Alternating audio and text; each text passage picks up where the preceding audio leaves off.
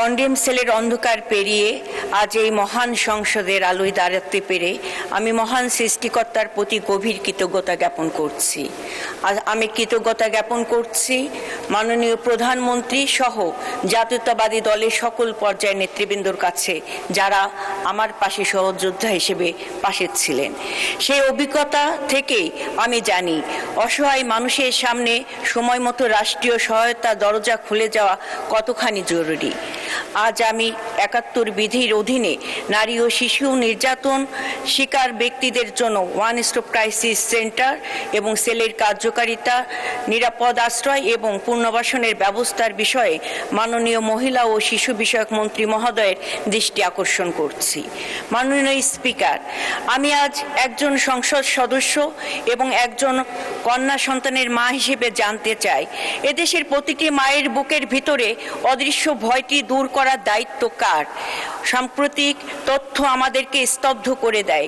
HRSS এর মে 2026 সালের report অনুযায়ী শুধু মে মাসে অন্তত 305 জন নারী ও মেয়ে সহিংসতার শিকার হয়েছেন, যেখানে ধর্ষণের শিকার 83 জনের মধ্যে।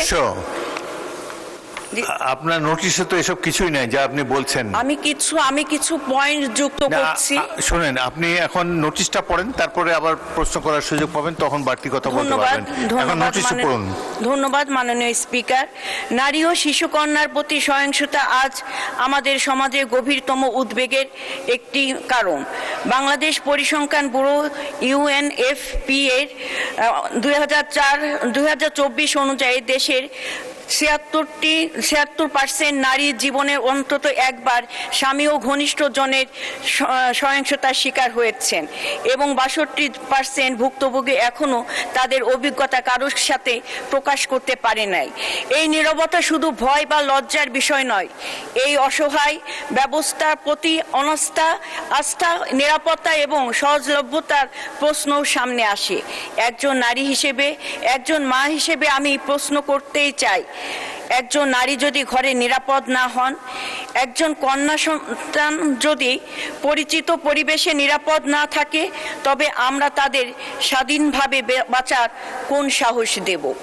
পরিবেশের নির্যাতনের পর একজন ভুক্তভোগীকে তার শুধু মামলার দাবি এবং প্রমাণ অংশ হিসেবে দেখাতে পারি না। তিনি একজন মানুষ, তিনি যার শরীরে চিকিৎসা যেমন জরুরি, তেমনি তার মনের আঘাত, নিরাপত্তাহীনতা, সামাজিক ভয়, শিক্ষা ও জীবনে ফিরে আসার পথ সমান জরুরি। বিচার অবশ্যই নিশ্চিত করতে হবে। বিচার প্রক্রিয়ার পাশাপাশি ভুক্তভোগীর পাশে দাঁড়ানো, তার মানসিক সহায়তা দেয়া, নিরাপদ আশ্রয় নিশ্চিত করা, আইন সহায়তা দেয়া এবং মর্যাদার সাথে সমাজে পুনর্বাসনের পথ তৈরি করা রাষ্ট্রের দায়িত্ব। মহিলা ও শিশু বিষয়ক মন্ত্রণালয়ের অধীনে ওয়ান স্টপ ক্রাইসিস সেন্টার এবং ওয়ান স্টপ ক্রাইসিস সেল ব্যবস্থার উদ্দেশ্য হল নির্যাতনের শিকার নারী ও শিশুদের এক স্থানে থেকে চিকিৎসা, ফরেনসিক সহায়তা, পুলিশি এবং আইনি সহায়তা, মনোসামাজিক পরামর্শ, আশ্রয়, রেফারেল এবং পুনর্বাসনের সহায়তার সঙ্গে যুক্ত করা। এখন জনস্বার্থে জরুরি হলো এই কেন্দ্র ও সেলগুলো কতটি জেলায় কার্যকরভাবে সেবা দিচ্ছে। শেষ প্রতিবেদনে বছরে কতজন ভুক্তভোগী কোন কোন সেবা পেয়েছেন, কতটি কেন্দ্রে প্রশিক্ষিত জনবল এবং রেফারেলের ব্যবস্থা রয়েছে এবং সেবার মান কিভাবে পর্যবেক্ষণ করা হচ্ছে, এই বিষয়ে হালনাগাদ জেলাভিত্তিক তথ্য প্রকাশ করা। অতএব দেশে one stop crisis centre, one stop crisis cell এর বর্তমান কার্যকারিতা, জেলাভিত্তিক হালনাগাদ তথ্য, সেবাভিত্তিক পরিসংখ্যান এবং ভুক্তভোগী বান্ধব সমন্বয়ে সেবা শক্তিশালী করতে মন্ত্রণালয় কী পদক্ষেপ গ্রহণ করতে যাচ্ছেন, সে বিষয়ে মাননীয় মন্ত্রী মহোদয়ের বিবৃতি প্রার্থনা করছি। ধন্যবাদ মাননীয় স্পিকার। ধন্যবাদ মাননীয় সদস্য। মাননীয় মহিলা ও শিশু বিষয়ক মন্ত্রী আবু জাফর মোহাম্মদ জাহিদ হোসেনকে এ বিষয়ে তার সংক্ষিপ্ত বিবৃতি প্রদানের জন্য আহ্বান জানাচ্ছি। ধন্যবাদ মাননীয় স্পিকার, এবং সেই সাথে আপনার মাধ্যমে প্রশ্নকারীকে মাননীয় সংসদ সদস্যকে ধন্যবাদ জানাচ্ছি।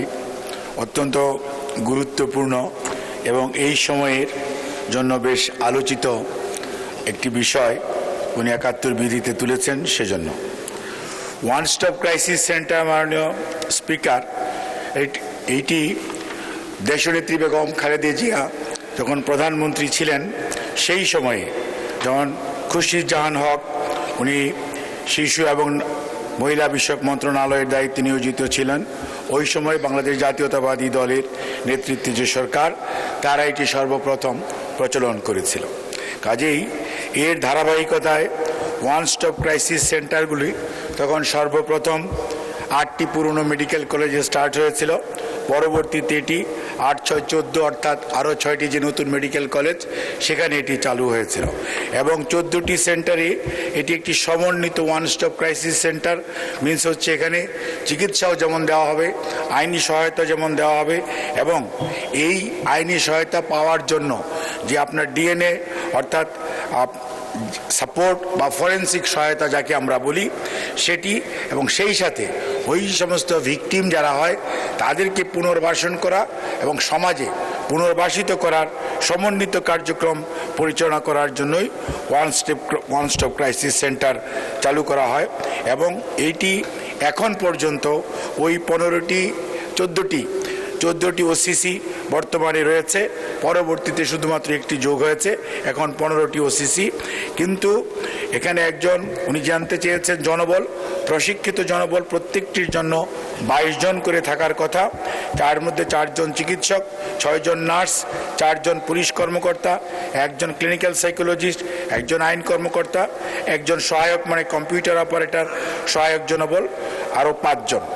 এবং এইটি এই পর্যন্ত আমাদের ওসিসি মাধ্যমে ৮১,৯২৮ জনকে সেবা প্রদান করা হয়েছে। তার মধ্যে শারীরিক নির্যাতনের শিকার ৪৯,৭৬৭ জন এবং যৌন নির্যাতনের শিকার ৩১,৫৯৬ জন এবং বিভিন্নভাবে অগ্নিদগ্ধ হয়েছেন ৫৬৫ জন, তাদেরকে সেবা দেওয়া হয়েছে। কিন্তু বর্তমান সরকার মাননীয় প্রধানমন্ত্রী নেতৃত্বে দায়িত্ব গ্রহণ করার পর আমরা এই সেবাটিকে, বাংলাদেশে এখন ৩৭টি গভর্নমেন্ট মেডিকেল কলেজ আছে, সেই ৩৭টি মেডিকেল কলেজেই ওয়ান স্টপ ক্রাইসিস সেন্টার চালু করার জন্য উদ্যোগ গ্রহণ করা হয়েছে এবং এটির মাধ্যমে সেবার পরিধি আরও বিস্তৃতি করা এবং যে চাহিদা রয়েছে সেই চাহিদাকে অ্যাড্রেস করার জন্য আমরা ব্যবস্থা নিয়েছি এবং এটি অচিরেই এটা সুফল পাওয়া যাবে। আর ওয়ান স্টপ ক্রাইসিস সেল এই মুহূর্তে আমাদের ৯৫টি আছে ও ওয়ান স্টপ ক্রাইসিস সেল ৩০টি জেলা সদরে এবং ৬৫টি উপজেলা স্বাস্থ্য কমপ্লেক্স, অর্থাৎ ৯৫টি ওয়ান স্টপ ক্রাইসিস সেল আমরা শুরু করেছি। এবং ওয়ান স্টপ ক্রাইসিস সেলের মাধ্যমে আমরা চাই, আমাদের টার্গেট হচ্ছে যে আগামীতে ৬৪টি জেলা এবং সর্বোপরি বাংলাদেশের প্রত্যেকটি উপজেলায় পর্যায়ক্রমে ওয়ান স্টপ ক্রাইসিস সেল এবং ওয়ান স্টপ ক্রাইসিস সেন্টার। এখন এটির নোমেনক্লেচারটা আগে ছিল ওয়ান স্টপ ক্রাইসিস সেল, তার পরবর্তীতে হয়েছে মাল্টি সেক্টরাল অ্যাপ্রোচ, আর এখন এটার নতুন নামকরণ হয়েছে কুইক রেসপন্স টিম, অর্থাৎ ঘটনা ঘটার সাথে সাথে যাতে সেখানে তড়িৎ গতিতে সেই মানুষের ভিকটিমের পাশে, ঘটনার সাথে যারা সম্পৃক্ত তাদেরকে আইনে সোপর্দ করা এবং যারা ক্ষতিগ্রস্ত তাদের পরিবারের পাশে দাঁড়ানোর জন্য এইটা কিউআরটি প্রোগ্রাম নেওয়া হয়েছে এবং এই লক্ষ্যেই এখন আমাদের মন্ত্রণালয় কাজ করছে। মাননীয় স্পিকার, আপনাকে ধন্যবাদ। মাননীয় সদস্য, আপনার উত্থাপন বিষয়টি বহুল আলোচিত সাম্প্রতিককালে, তো আপনি এখন একটি সংক্ষিপ্ত প্রশ্ন করতে পারেন, বেশি সময় নেবেন না। ধন্যবাদ মাননীয় স্পিকার। আমি এখানে বলতে চাচ্ছি যে ৩৫০ জন নারী এবং মেয়ে সহিংসতার শিকার হয়েছে। ৮৩ জনের মধ্যে ৫৭ জনই আপনার ধর্ষণের শিকার হয়েছে। ৭০% ১৮ বছরের নিচে। পারিবারিক সহিংসতায় নিহত হয়েছে ৬৩ জন এবং ৪৫ জন আত্মহত্যা করেছে গত মাসে, বলছি এটা পরিসংখ্যানে।